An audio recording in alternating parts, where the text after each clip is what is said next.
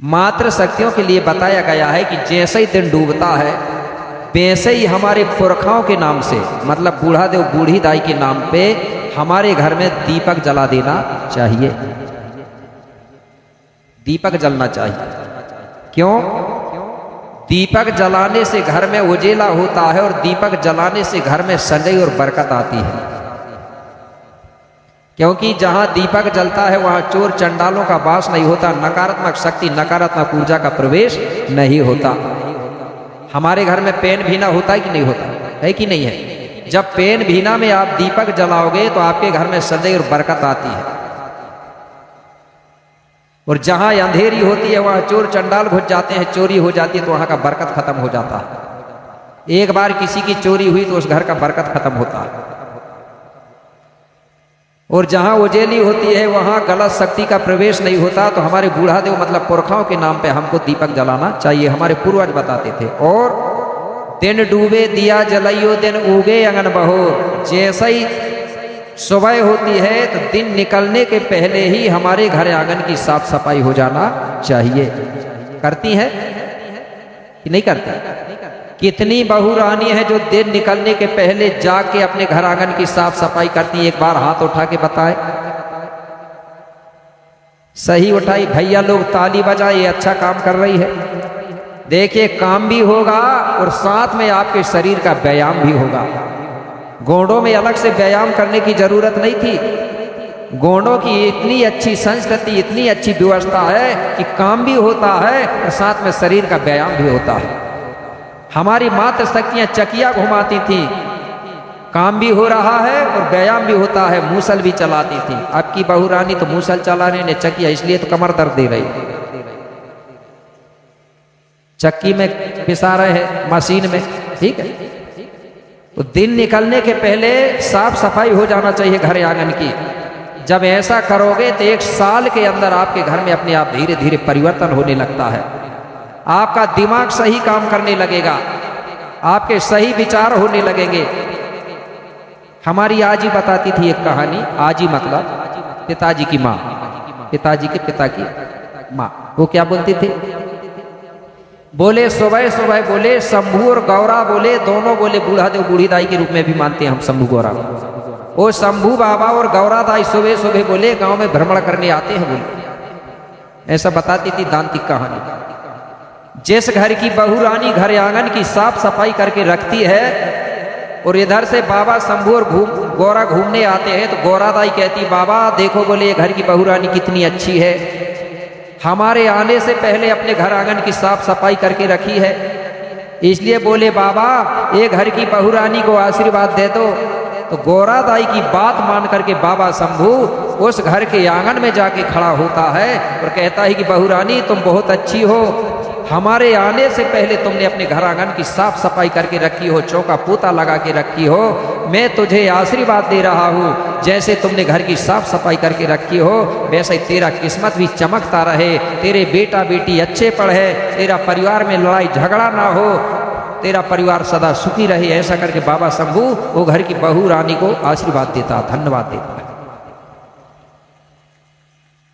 इसके बाद शंभू और गौरा फिर आगे की तरफ बढ़ते हैं तो एक घर की बहू रानी सोई रहती है, दरवाजा लगा था, आंगन में कचड़ा कूड़ा पड़ा था। गौरा दाई कहने लगी बाबा शंभू इधर मत आओ, बोले ये घर की बहू सोई है, दरवाजा लगे है बोले। तो बाबा शंभू गली में ही खड़ा होके बोलता है ए बहू रानी दिन निकल गया, तू अभी तक सोई है, तेरे आंगन में कचड़ा कूड़ा पूरा है, ऐसे ही तेरे किस्मत में भी कचड़ा कूड़ा पूरा रहे, तेरे बेटा बेटी कभी ना पढ़ पाए, मजदूरी करते रहे,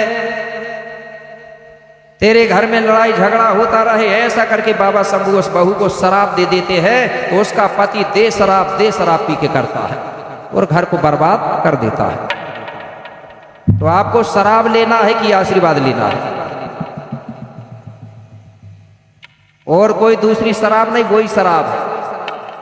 जिसको बाबा शंभू ने शराब दिया तो वो शराब पी रहे हैं और जिसको आशीर्वाद दिया तो वो शराब नहीं पी रहे हैं। तो बाबा शंभू से शराब लेना है कि आशीर्वाद लेना है?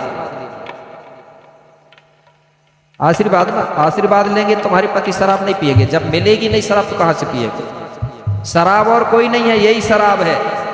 जब कोई गलती कर लेता था उसको शराब दिया जाता था, वो शराब पी के भोगता रहता था। अब लोग पैसों में शराब खरीद रहे हैं तो फिर तो परेशान होंगे ना, होंगे कि नहीं, बर्बाद होंगे कि नहीं पीते आप किधर?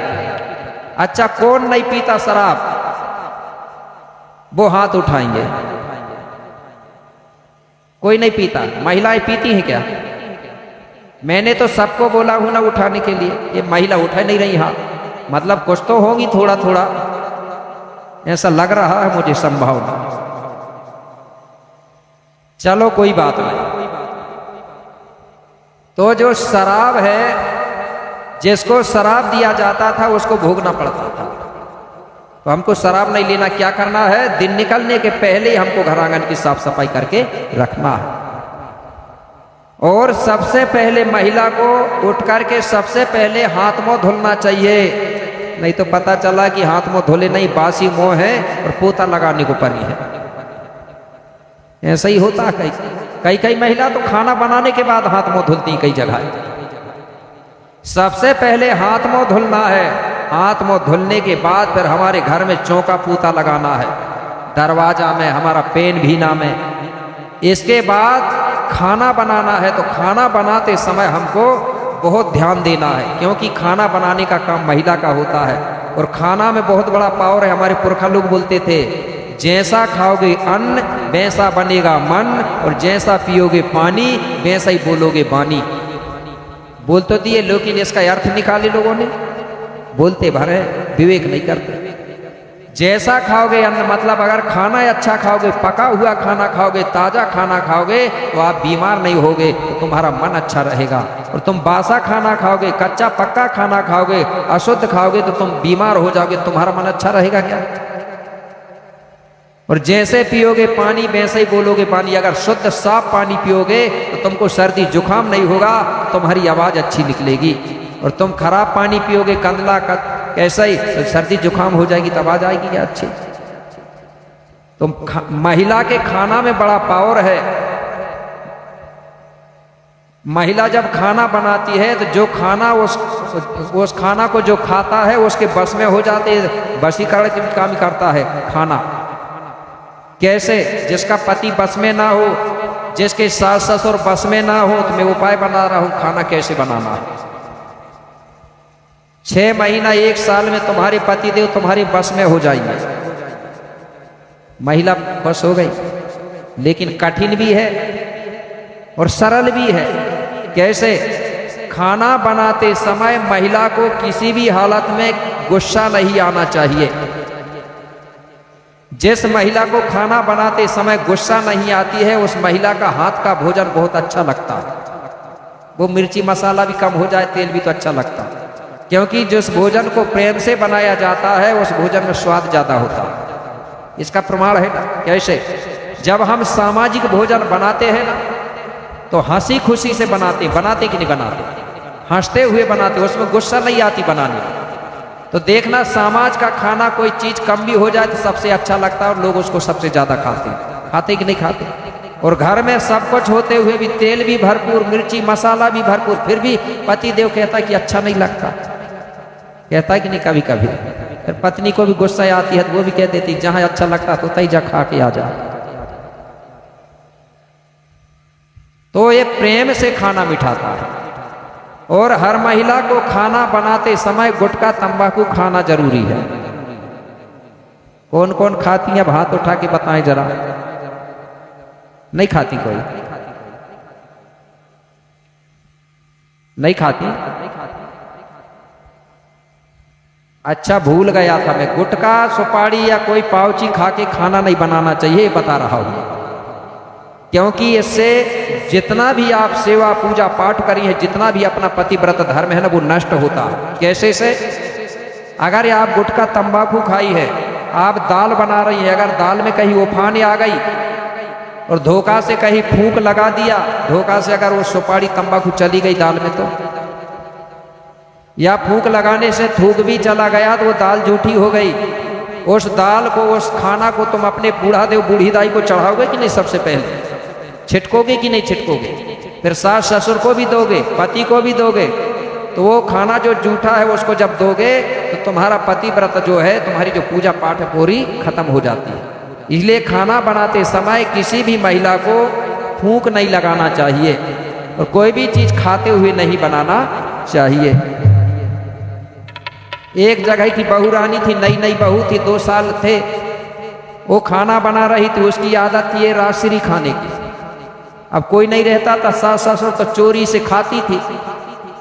एक दिन दाल बना रही थी, दाल बनाते समय हुआ क्या, दाल में आ गई उफान, जल्दी जल्दी में पानी लेके नहीं आई। अब राजश्री तो खाई थी, दाल में आई उफान तो जल्दी से दाल में लगा दी फूंक, ऐसा करके मेरे भाई वो सुपारी राजश्री की दाल में चली गई।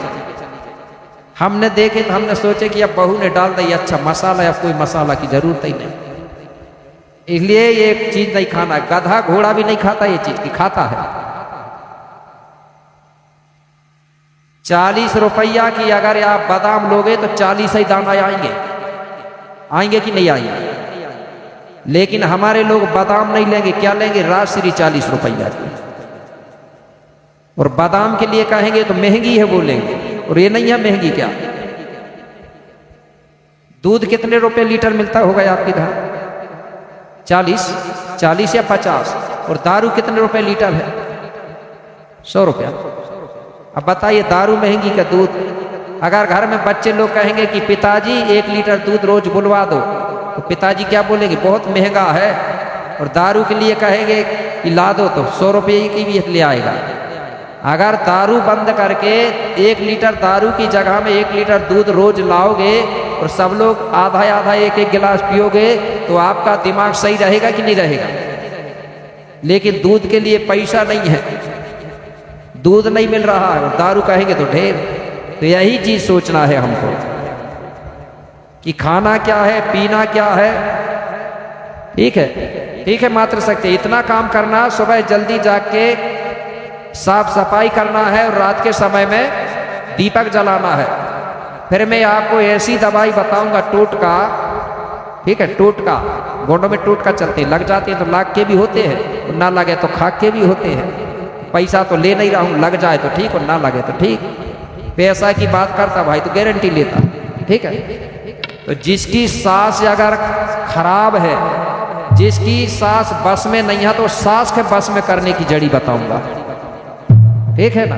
है ऐसी कोई परेशान बहू नहीं है कोई, चलो जो परेशान हो तो कल फोन लगा के बता देना, कल बताऊंगा ये बात। और ये पक्का है, काम होता है, कल ये बात बता दूंगा। जो भी परेशान फोन लगा के बता देना, परसों नहीं बताऊंगा, कल ही बताऊंगा। और ये बात नहीं है कि आप मुझसे सुन लो और उसको बताओगी तो वो दवा काम नहीं करेगा, उसको डायरेक्ट सुनना पड़ेगा मुझसे, तब वो दवा काम आएगी टोटका। नहीं तो आप कहो कि हम बता देंगे तो हो जाए, ऐसे काम नहीं होगा, उसको स्वयं आना पड़ेगा, ठीक है ना। तो सबको फोन लगा के बता देना। तो चलो समय हो चुका है, सुमरनी करेंगे आज हम कुपार।